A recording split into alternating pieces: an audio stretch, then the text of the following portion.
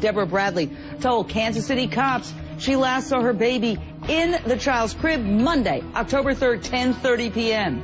Then when Lisa's dad, Jeremy Irwin, returns home the following morning in the dead of night because he works overnights at about 4:30 in the morning, he says the house was open, the lights on, Lisa nowhere to be found. The only thing I could think of is, maybe somebody wanted a baby and she... I hope that's what it is. Again, day 10 of the search. Kansas City police, with the help of the FBI, scouring neighborhoods, wooded areas near baby Lisa's house. Police continue to say they have not turned up any clues. They have no suspects, no persons of interest. One woman who lives nearby is clearly frustrated.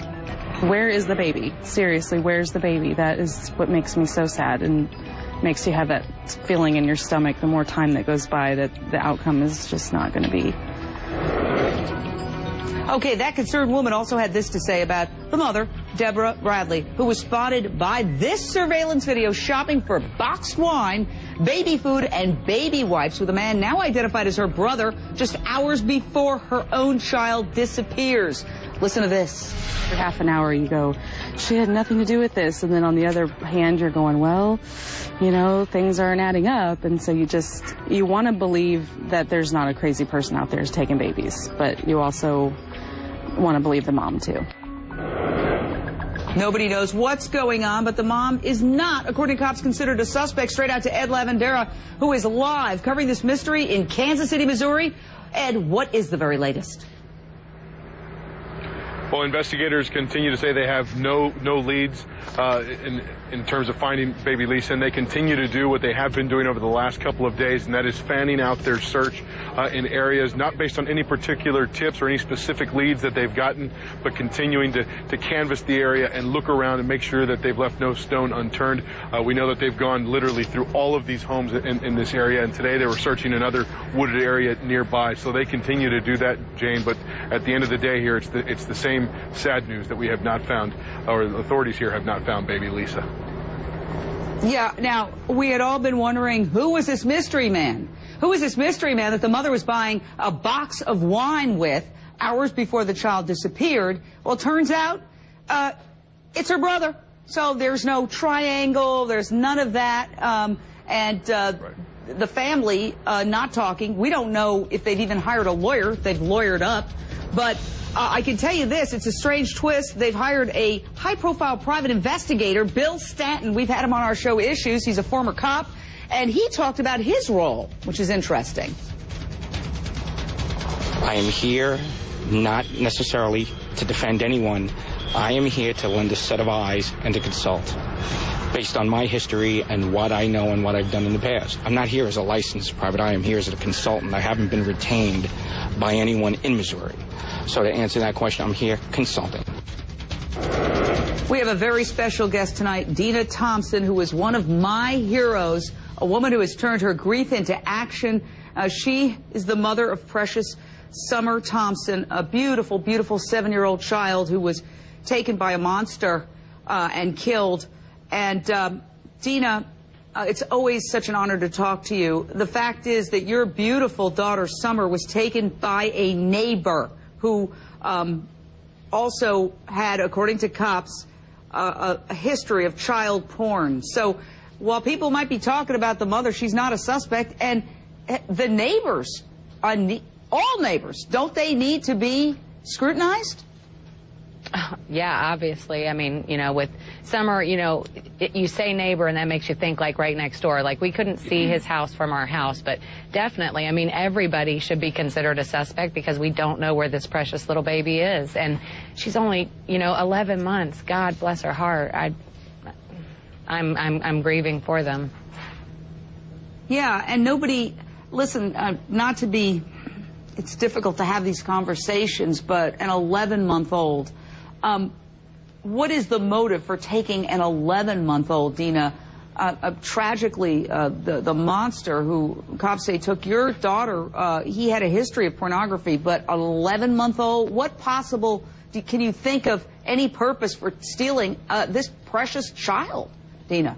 Well, I mean, unfortunately, we do know that she could be a victim of sexual assault even at 11 months old, because there are people out there that are not right.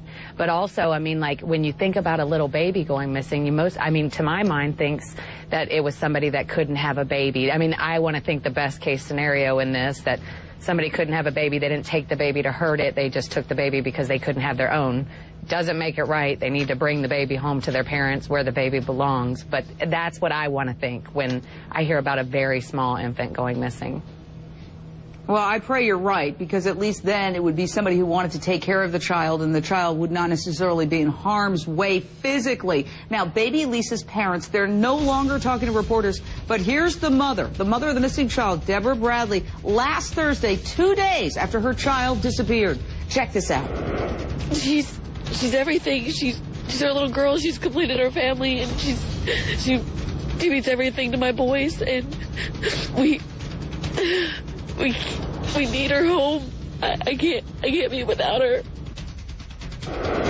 Now, here's the thing. This mother, Tanya Acker, attorney, has said, well, the cops told me I failed a polygraph. Now, the cops are saying, well, she's saying that. We're not saying that. What do you make of her saying that? I think that in these sorts of cases, Jane, it's so, people tend to jump to conclusions. They tend to jump to conclusions about those who are closest to the children or the missing child. And in this case, remember, we just came off of a summer of Casey Anthony, where we've seen a strange parental behavior really scrutinized. And I think that already now, we know what this woman was shopping. We know she had a box of wine before. And so, I can understand that she would be a little leery about talking to the press. By the same token, I'm not sure what to make of this polygraph story. There are reasons that you fail a polygraph beyond simply lying. She might have been nervous. She might have been anxious. But I think that the parents not wanting to be close to the press right now or not wanting to speak to the press makes complete sense. Now, take a look at this. All the cops got together and they did a reenactment of what might have happened. And I think there's the house. It's not a big house. So if somebody broke in, there's the window that they supposedly broke into. And the cops actually tested to see how easy it would be. Or that's the front door. Is that the window? It's hard to tell. There, it's a window. There's the window. Okay, there's the cops actually trying to get in the window to see how easy it would be. But the point, and I'll throw this out to Jim Murray. You've covered so many of these crimes. If somebody went into the small house through the window, turned on all the lights, opened the baby's door, took the baby and walked out the front door, wouldn't you think the mother would have heard it? Yeah, you would. Also, I think the other problem is I don't believe that window is the window to the child's room, which would indicate that you'd have to know where that child was. You'd have to know a child was in the house, which suggests that it would be somebody who knew the family, knew they had a child. But you think about Elizabeth Smart. You think about Dina and Summer's case. Those are cases where you could easily point to the family, and it turned out someone else was responsible. So it's best not to jump to a conclusion right now. If the police are saying she's not a suspect, we have to take them at their word right now. Yeah, well, they had a blended family situation. Baby Lisa has two older brothers.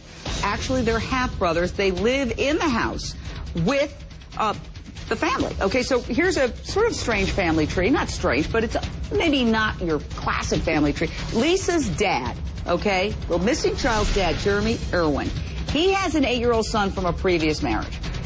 The mother of the missing child, Deborah Bradley, has a 6-year-old son with her husband. Yes, she is still married to a man who is in the Army, reportedly overseas, but they have been separated for a number of years. Again, he's in the military overseas, so he's not a suspect. But she then had a baby with the man she lives with, Jeremy Irwin. So should we take that into account at all? I don't really think so, because we all have blended families today. There's really nothing even that unusual about it. It's just not your classic family pattern.